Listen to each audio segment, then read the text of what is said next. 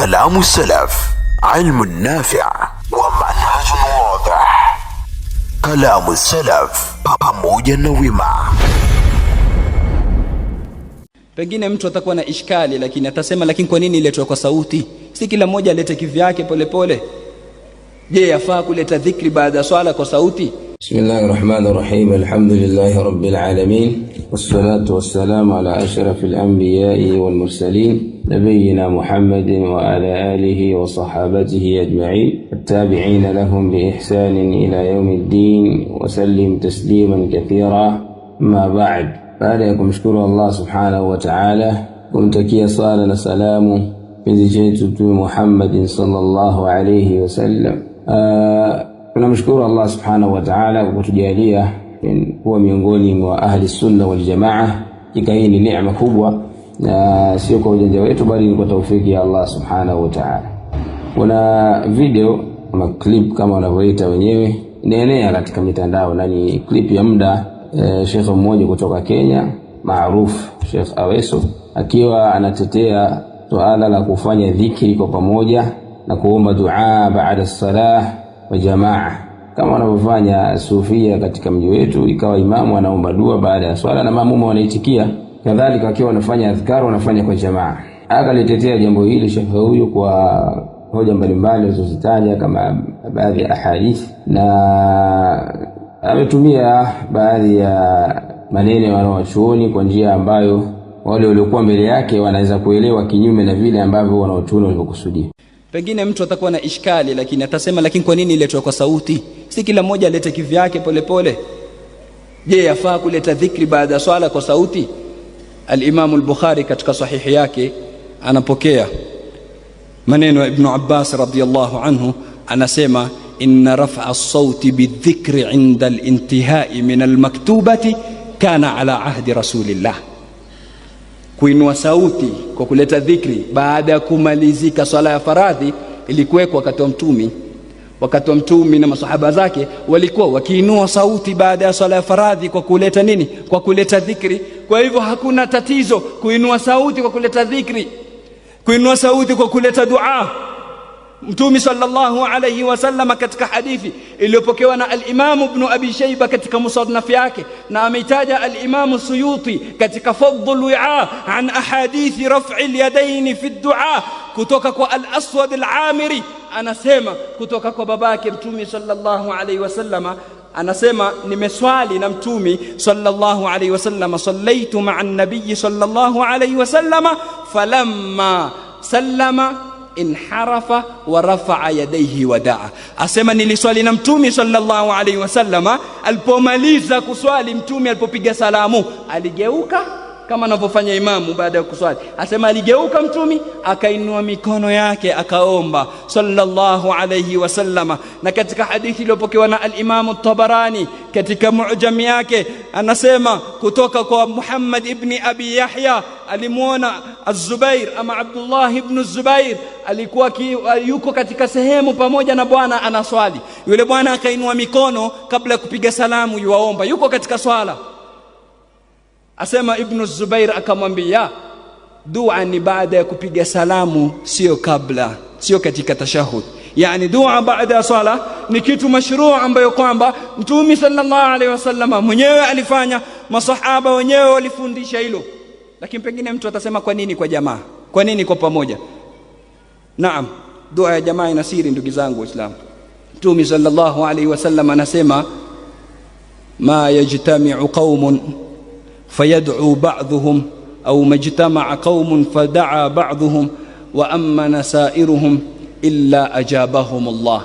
Hawajakusanyika watu, baadhi yao wakaomba, wengine wakaitikia amin, isipokuwa Mwenyezi Mungu Subhanahu wa Ta'ala huwa takabalia. Hadithi imepokewa na nani? Na al-Imam at-Tabarani kutoka kwa Habib ibn Maslam al-Fihri. Anasema al-Imam al-Haythami katika Majma' az-Zawaid, rijaluhu rijalu sahih. Walopokea hadithi hii ni watu ambao kwamba wanapokea hadithi nini? Ni wapokezi wa al-Imam al-Bukhari katika sahihi yake. Na vile vile katika hadithi nyingine Mtume sallallahu alayhi wasallam asema ma rafa'a qaumun akuffahum ila Allah azza wa jalla yas'alunahu asema watu hawajainua mikono yao kwa Mwenyezi Mungu. Qaumun, akusema mtu, hawajainua watu mikono yao kwa Mwenyezi Mungu Subhanahu wa Ta'ala, yasalunahu shay'a, wanamuomba kichochote, illa kana haqqan 'ala Allahi an yad'a fi aydihim alladhi sa'aluhu, isipokuwa huwa ni haki kwa Mwenyezi Mungu aweke katika mikono yao yale ambayo kwamba wameyaomba. Kirudi katika Al-Qur'an Al-Karim, Mwenyezi Mungu anatuonesha fadhila ya dua ya pamoja. Sayyidina Musa alayhi salam alipokuwa anaomba, Mwenyezi Mungu asema waqala Musa ya rabbi innaka ataita fir'auna rabbana innaka ataita fir'auna wa mala'ahu zinatan wa amwala, paka mwisho wa dua. Sayyidina Musa nani aliyeomba? Ni Sayyidina Musa, waqala Musa. Lakini angalia baadaye Mwenyezi Mungu atuambia nini? Asema kad ujibat da'watukuma, dua yenu nyinyi wawili imejibiwa. Vipi wawili, naloomba ni Musa? Maulama wa tafsiri wasema Musa alikiomba, ndugu yake Haruna kiitikia amin. Kwa hivyo dua ya pamoja ina siri, kwa sababu hujui amin ya nani ndio itakayotakabaliwa.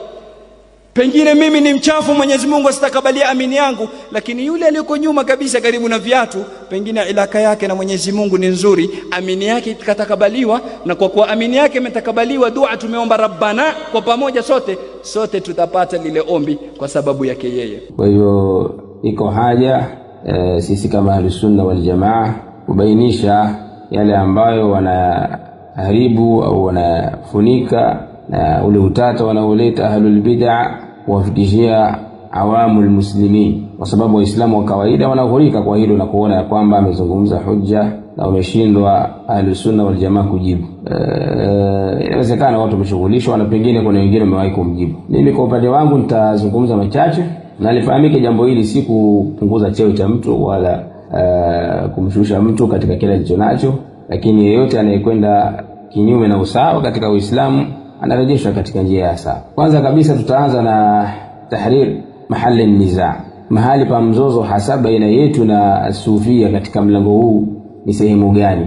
Kitizama mazungumzo ya Sheikh ni kwamba sehemu kubwa na hoja alizozileta kama tutakavyoelezea si ile sehemu ambayo sisi tunafanya mzozo au tunapingana na ahlul bid'ah.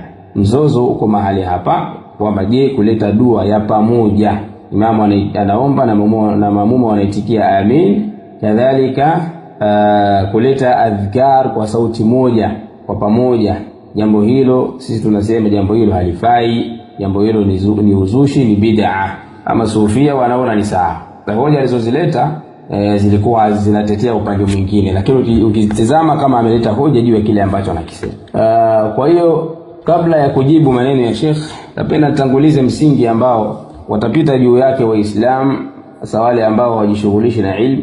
Kwa kupitia msingi huu wataweza kuzikataa bid'a nyingi ambazo zinaletwa katika Uislamu. Alqaida almustamirra 'inda alfuqaha walulama qatiba anna al-asla fi al-ibadat at-tawqif, msingi ambao unatambulika kwa wanawachuoni kwamba ibada zote katika Uislamu hazitakubaliwa mpaka zipate ushahidi, dalili min alkitabi was-sunna wal-ijma'. Almuhim an yakuna hunaka dalil. Ibada yoyote ni lazima awe ameiweka Mtume alayhi salatu wassalam na wakamfahamu masahaba radhiallahu ta'ala anhum ajma'in juu ya hivyo ambavyo amefundisha. Ninapojua msingi huo, mtu yeyote atakayeleta ibada hata kama unaiona ni nzuri, kama ibada hiyo hajaifanya Mtume alayhi salatu wassalam, pamoja na kwamba palikuwa na sababu ya kuifanya ibada hiyo, lakini yeye hakuifanya na hapakuwa na kitu cha kumzuia Mtume alayhi salatu wassalam kuifanya ibada hiyo, wewe kuja kuifanya utakuwa umeleta bid'ah. Mfano tu salatul Eid ni swala ambayo wanakusanyika Waislamu wengi, mpaka wanawake pia ambao wanahidhi wanakwenda katika musalla wa Eid. Pamoja na hivyo Mtume alayhi salatu wasalam hakuadhini, pamoja na kuwepo sababu ya kuadhini na hapakuwa na kitu cha kumzuia kuadhini, lakini hakuadhini. Kwa hiyo sawa sawa sunna ni kutokuadhini, na atakaifanya jambo la kuadhini ataambiwa umeleta bid'ah hata kama inaonekana ni nzuri. Fakadhalika huna na sehemu nyingine katika ibadat, jambo lolote ambalo hajalifanya Mtume alayhi salatu wasalam, wewe uruhusiwi kulifanya kama ni jambo la kiibada, au ikawa alilifanya lakini wewe ukaja na sifa na namna nyingine ambayo ni tofauti na namna alikuja nayo Mtume alayhi salatu wasalam, jambo hilo litarejeshwa. Na haya yanaungwa mkono na maneno ya Hudhaifa bin Yaman radhiyallahu ta'ala anhu aliposema kullu ibadatin lam yata'abbad biha ashabu Muhammadin sallallahu alayhi wasallam fala tata'abbadu biha fa innal awwal lam yada' lil akhir maqalan, ibada yoyote ambayo hawakuifanya kuwa ni ibada, hawakumwabudu Allah masahaba kupitia ibada hiyo, wewe usije ukamwabudu Allah, msije mkamwabudu Allah kupitia ibada hiyo, kwa sababu wale watu wa mwanzo hawajawahi kuacha jambo lolote ambalo analihitajia mtu wa baadaye, ambao ni sisi na wengineo. Kadhalika al-Imam Malik, maneno maarufu yanafahamika aliposema man ibtada'a bid'atan yaraha hasanatan, yoyote ambaye atazusha uzushi ibada akawa anaiona kwamba ni nzuri, basi mtu huyo atakuwa ameshadai faqad za'ama anna an-nabiy sallallahu alayhi wasallam khana ar-risala, atakuwa amedai kwamba mtume alayhi salatu wasalam amefanya khiana katika kufikisha. Kwa nini? Kwa sababu Allah subhanahu wa ta'ala amenikamilisha dini yetu, kama alivyosema al-yawma akmaltu lakum dinakum wa atmamtu alaykum ni'mati wa raditu lakum al-islam dina, mpaka mwisho wa aya. Kisha akasema Imam Malik, fama lam yakun yawma idin dinan lam yakun al-yawma dina, jambo lolote ambalo halikuwa ni dini, halikuzingatiwa jambo hilo ni katika dini zama za mtume alayhi salatu wasalam, basi haliwezi kuwa leo hii ni dini, zama zake za Imam Malik rahimahullahu ta'ala. Na tunazungumzia jambo la dini, kwa hiyo asije akaleta mtu hoja kwamba mbona nyinyi hampandi punda. Tuzungumzi mambo ya ibaha, mambo ya kula na kunywa na mambo ya starehe, tunazungumzia dini ya mtume alayhi salatu wasalam. Kwa huu ni msingi, ibada yote atakayokuja nayo mtu basi unatakana uipime hapo. Je, ibada hiyo alifanya mtume alayhi salatu wasalam? Ndiyo aliifanya. Je, namna hii ninayofanya ndivyo walivyofanya maswahaba wa mtume alayhi salatu wasalam? Ikiwa sivyo, basi ibada hiyo utakuwa umeizusha. Tayeb, hiyo ni nukta ya kwanza. Nukta ya pili ni majibu yetu kuhusiana na kauli na hujja alizozileta, ambazo kiuhalisia si hujja bali ni shubuhat alizozileta Sheikh Aweso, na majibu yetu yatakuwa katika sehemu mbili. Sehemu ya kwanza ni majawabu ambayo ni yako ala wajhi al-ijmal, na sehemu ya pili ni jawabu mufassal, jawabu la ujumla, kadhalika na jawabu lenye kuchambuliwa hujja baada ya hujja. Jawabu letu la ujumla ni kwamba Sheikh amejitahidi kuleta hadithi nyingi pale amezitaja, lakini ahadithi alizozileta 98% ni hadithi dhaif, la taqumu biha hujja, ni hadithi dhaif ambazo haiwezi kusimama hujja kupitia hadithi hiyo kama tutakavyoeleza. Kwa hili lifahamike kwanza, pamoja na kwamba ametumia ujanja na ufundi ambao tutaueleza hapo chini, ukiyasoma maneno ya al-Imam al-Haythami katika Majma'u az-Zawaid wa Manba'u al-Fawaid kwamba rijaluhu rijalu sahihain au rijaluhu rijalu thiqat, na haya maneno hayasaidii kile ambacho anakieleza, kwa sababu al-hukmu ala al-isnadi laysa huwa al-hukm ala al-matn au ala al-hadith bil-kulliyah. Hukumu inapokuja kwenye hadithi kaambiwa hadha hadithu, yani hadha al-hadithu isnaduhu sahih au rijaluhu rijalu thiqat au rijaluhu rijalu al-shaykhaini, haina maana kwamba hiyo ni hukumu ya hadithi. Hiyo ni hukumu ya sanad, al-hukmu al-mabda'i. Kwa hiyo hailazimu inapokuwa hadithi sanadi yake ni sahihi basi iwe pia na hadithi yenyewe ni sahihi. Ila kila anayesoma ilmu ya hadithi analifahamu. Tutalieleza inshallah wakati tunafafanua hoja moja baada ya nyingine. Kwa hiyo jawabu letu la ujumla ni kwamba hadithi alizozifanya kuwa ni ushahidi Sheikh Aweso ni kwamba nyingi katika hizo, asilimia kubwa katika hizo ni hadithi dhaifu ambazo hazifai kusimamisha hujja, hazifai fi maqam al-istidlal. Ama majawabu ya ufafanuzi, kuchambua hujja moja baada ya nyingine. Kabla ya kutaja zile ahadithi alizozitaja, tuangalie jambo hili la kusoma dhikri kwa pamoja, kuzileta dhikri kwa pamoja au kuomba dua kwa pamoja. Hili jambo ndio tumeanza kulipinga sisi Ahlus Sunna wal Jamaa wa zama hizi, au ni jambo lina asli, jambo ambalo wamelipinga salafuna salih?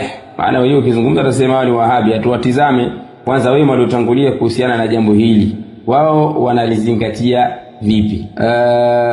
Ukirejea athar kutoka kwa Umar ibn al-Khattab radiyallahu ta'ala anhu, ambaye amepokea al-Imam Ibn Waddah, Uthman ibn Affan, Umar ibn al-Khattab radiyallahu ta'ala anhu aliletewa habari na mtu mmoja akiitwa Abu Uthman an-Nahdi, faqala kataba amil li Umar ibn al-Khattab radiyallahu ta'ala anhu, aliandika mmoja katika wale waliowekwa na Umar, magavana wale ambao wanasimamia sehemu mbalimbali, alimuandikia Umar ibn al-Khattab radiyallahu ta'ala anhu, kataba amil li Umar ibn al-Khattab radiyallahu ta'ala anhu ilayhi annaha huna qauman yajtami'una fayad'una lilmuslimin walil-amir, kwamba hapa tuliko kuna watu wanajikusanya na wanawaombea waislamu na wanamuombea kiongozi. Fakataba ilayhi Umar ibn al-Khattab radiyallahu anhu, Umar al-Khattab akamjibu kwa barua akamwambia aqbil bihim,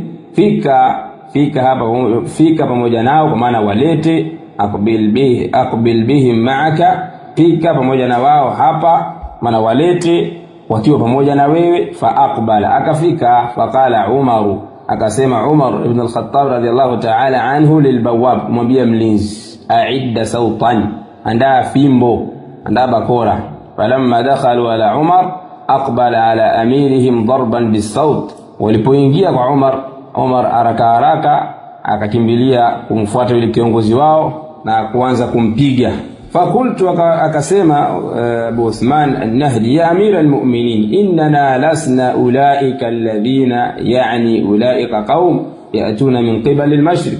Akamwambia, ewe amira al-mu'minin, hakika sisi sio wale ambao wamekusudiwa, ni wale ambao wanafanya kitendo cha dhikri kwa pamoja ambao wametangulia kutajwa hapo, bali watu hao wanatokea upande wa mashariki, wanatokea huko upande wa mashariki. Kwa hiyo Umar alitaka kumchapa kwa sababu ya kile kitendo ambacho kimefikishwa kwamba wao wanafanya hivyo. Kadhalika al-athar al-ma'ruf ambaye amepokea Imam ad-Darimi kutoka kwa Abdullah bin Mas'ud radhiyallahu ta'ala anhu, mnafahamu kisa cha Abu Musa na Abu Musa al-Ash'ari pamoja na Abdullah bin Mas'ud. Abu Musa alipowakuta watu katika msikitini wakiwa katika halakat, na kila kundi wamekusanya mawe, vijio vidogo vidogo, wanahesabia kwavyo takbir na tahlil, akawakataza. Baada ya Abu Musa kumpelekea taarifa Abdullah bin Mas'ud radhiallahu ta'ala anhu, akaja akawakataza, akamwambia, ma hadhihi alladhi arakum tasna'una, au ma hadha alladhi arakum tasna'una, kitu gani hicho ambacho nawaona mnakifanya? Qalu Aba Abdurrahman hasa na'uddu biha at-takbir wa at-tahlil, akamwambia, ewe Abu Abdurrahman, haya ni mawe tu unahesabia nayo takbira na kadhalika tahlil, kusema la ilaha illa Allah. Abdullah ibn Mas'ud akawapa maneno makali pale, mwisho akawaambia, imma nyinyi mtakuwa mmeokoka kuliko Mtume alayhi salatu wassalam, au mtakuwa mmefungua mlango wa dhalala. Kisa maarufu tarejeo katika sehemu yake, na Ahlus Sunna wal Jamaa wanakifahamu, kadhalika ahlul ahwa'i wal bid'ah. Kwa hiyo hao ni baadhi ya yale ambayo walikuwa nayo salaf waona watu. Kwa hiyo tatizo ukitizama hapa, kwa nini Abdullah bin Mas'ud aliwakemea hawa? Ni kwa sababu wamekaa kwa pamoja, wanamdhukuru Allah kwa sauti moja. Kiongozi anasema mtajini halilu 100, mtajini Allah mara 100, wanamtaja. Kabbiru 100, semeni Allahu akbar mara 100, wanamtaja. Akawakataza. Dhalika tumeona Umar al-Khattab alipoletewa taarifa hiyo na alichokifanya. Al-Imam Ibn Muflih al-Hanbali katika juzu ya pili kurasa 102 katika kitabu chake al-Adab ash-Shar'iyya ametaja mlango akiwa anazungumzia hukumu ya watu kujikusanya. Faslun hukmu ijtima'i an-nasi lidhikri wad-du'a'i wa raf'i as-sauti bihi wa mata yakunu bid'ah. Akizungumzia hukumu ya watu kujikusanya kwa ajili ya kumtaja Allah na kuomba dua na kunyanyua sauti kwa hilo, na wakati gani hilo litazingatiwa kuwa ni bid'ah. Akataja habari nyingi pale, katika aliyotaja akasema, waqala ibn Mansur li Abi Abdullah, kusudiwa hapo Imam Ahmad, kwamba Imam Ahmad aliulizwa, yukrahu an yajtami'a alqaumu yad'una wa yarfa'una aydiyahum, je, itakuwa ni makruhu watu kujikusanya na wakawa wananyanyua mikono na wanaomba dua? Faqala, akasema Imam Ahmad, ma akrahuhu lilikhwani, jambo hilo mimi silichukii, sioni kama ni makruhu wakilifanya watu, idha lam yajtami'u ala amdin illa an yakthuru, pindi takapokuwa hawakusanyika kwa makusudi, hawajalikusudia hilo jambo, imetokea tu, isipokuwa watakapokithirisha kufanya hivyo. Anasema bin Mansur, qala Ishaq ibn Rahuya, amesema Ishaq ibn Rahuya, qala wa inna ma, anasema kama qala, maneno ni kama alivyosema Imam Ahmad, ni kama hivyo, wa inna ma ma'ana illa an yakthuru, maana yake ni nini? Illa an yattakhidhuha adatan hatta yakthuru. Anasema maneno kama alivyosema Imam Ahmad, isipokuwa watakapokithirisha. Maana yake nini? Maana yake anasema isipokuwa watakapolifanya jambo hilo kuwa ndio utaratibu, kuwa ni ada, mpaka ikawa wamekithiri wao kulifanya jambo hilo. Kwa hiyo hapa tunapata ufahamu kutoka kwa Imam Ahmad ya kwamba haoni kwamba inafaa watu kukusanyika wakaomba dua kwa pamoja itakapokuwa wamelifanya hilo jambo lipo na ndio utaratibu likawa linaendelea juu yake. Kadhalika kitabu hicho al-Adab al-Shar'iyya Ibn Muflih katika kurasa huo akasema waqala Abu al-Abbas al-Fadl bin Mihran sa'altu Yahya ibn Ma'in, ilimuuliza Yahya ibn Ma'in wa Ahmad ibn Hanbal na Imam Ahmad ibn Hanbal, qultu nikasema inna indana qauman yajtami'una fayad'una wa yaqra'una al-Qur'an wa yadhkuruna Allah ta'ala fama tara fihi, hakika kwetu sisi kuna watu ambao wanajikusanya kisha wanasoma Qur'ani, wanamuomba Allah kisha wanasoma Qur'ani na wanamtaja Allah. Waonaje jambo hilo, wasemaje kuhusiana na wao? Qala fa amma Yahya ibn Ma'in, anasema imma Yahya ibn Ma'in faqala, kasema yaqra'u fil mushafi wa yad'u ba'da salah wa yadhkuru Allah fi nafsihi, asome Qur'ani mmoja wao, yani asome Qur'ani na amuombe Allah baada ya swala. Masala kusema na baada ya swala ya faradhi mtu anaweza kuomba dua yeye mwenyewe, hawawezi kuomba masala mengine tutazungumzia atakapohitaji. Lakini anasema hapa Yahya ibn Ma'in aombe dua baada ya swala na amtaje Allah fi nafsihi, yeye mwenyewe katika nafsi yake. Qultu, anasema Abu al-Abbas al-Fadl bin Mihran, nikasema mimi fa akhun li yaf'alu, kuna ndugu yangu mimi mmoja anafanya hivyo katika hao niliyataja kwamba ni katika hao wanaoomba na kusoma Qur'ani na wanamtaja Allah kwa pamoja. Qala inhahu, Ibn Ma'in akamwambia mkataze. Qultu la yaqbalu, sema nikamwambia hata kubali. Qala izhu, akasema Ibn Ma'in mpe mau'idha. Qultu la yaqbalu, kisha anasema nikasema hata kubali. Ahjuruhu, je ni mhame ni mgure? Qala na'am, akasema ndiyo mhame. Thumma ataitu Ahmada fa hakaitu lahu nahwa hadha al-kalam, kisha nikaenda kwa Imam Ahmad nikamsimulia nikamuelezea mfano maneno kama haya. Faqala li Ahmad aidha, akaniambia mimi Imam Ahmad vile vile, yaqra'u fil mushafi wa yadhkuru Allah ta'ala fi nafsihi, asome katika Qur'ani na amtaje Allah yeye mwenyewe katika nafsi yake. Wa yatlubu haditha Rasulillah sallallahu alaihi wasallam, na atafute hadithi za Mtume alayhi salam ajifunze. Qultu, nikasema afa anhahu, je ni mkataze? Qala na'am, akasema ndiyo. Qultu fa in lam yaqbal, nikamwambia je asipokubali? Qala bala insha Allah ta'ala fa inna hadha muhdathun, akamwambia kwa nini siwe hivyo bwana, atakubali kwa idhni ya Allah subhanahu wa ta'ala. Kisha akasema hakika jambo hili ni lenye kuzushwa. Fa inna hadha muhdath, kitu gani? Alijtima'u walladhi taswifu, kule kujikusanya kwao na kile ambacho umekielezea, hayo yote ni mambo yenye kuzushwa. Qultu, nikasema fa in lam yaf'al ahjuruhu, je asipofanya baada ya kumpa mau'idha, je ni mhame? Qala fatabassama wa sakat, anasema Imam Ahmad akatabasamu kisha akanyamaza. Kwa hiyo hao ndio salafu na salih na msimamo wao kuhusiana na watu kufanya jambo hili la kuomba kwa pamoja au kutaja dhikri au kufanya dhikri kwa pamoja. Kadhalika Imam Shatibi anasema ad-du'a bihay'ati al-ijtima'i da'iman lam yakun min fi'li Rasulillah sallallahu alayhi wasallam, kujikusanya moja kwa moja siku zote hakukuwa anasema al-ijtima'u ad-du'a, kuomba bihay'ati al-ijtima'i, kwa sura ya kujikusanya kwa pamoja, daiman, kwa siku zote, lam yakun min fi'li Rasulillah sallallahu alayhi wasallam, jambo hilo halikuwa katika kitendo cha Mtume alayhi salatu wassalam. Kwa hiyo utaona kama Mtume alayhi salatu wassalam hakulifanya hivyo, kadhalika wale wema waliotangulia kuja baada yake kama vile maswahaba, kadhalika tabi'un hawakulifanya hivyo, pamoja na kwamba palikuwa na sababu kama vile ambavyo ameeleza shekhe hapo kwamba watu wanapoomba kwa pamoja ni sababu ya kukubaliwa dua. Naam, Mtume alayhi salatu wassalam dua yake ni mustajaba, na maswahaba walikuwa na matatizo, walikuwa wana shida, lakini haijawahi hata siku moja Mtume alayhi salatu wassalam baada ya swala akawaambia maswahaba wake nyanyueni mikono, na yeye akawa anaomba dua na wao wanaitikia. Sasa labda shekhe atuambie kwamba zama za Mtume alayhi salatu wassalam hakukuwa na matatizo, hakukuwa na shida, hilo halikuhitajika, labda atuambie hivyo, jambo ambalo tunajua kwamba yeye mwenyewe hawezi kusema jambo hilo.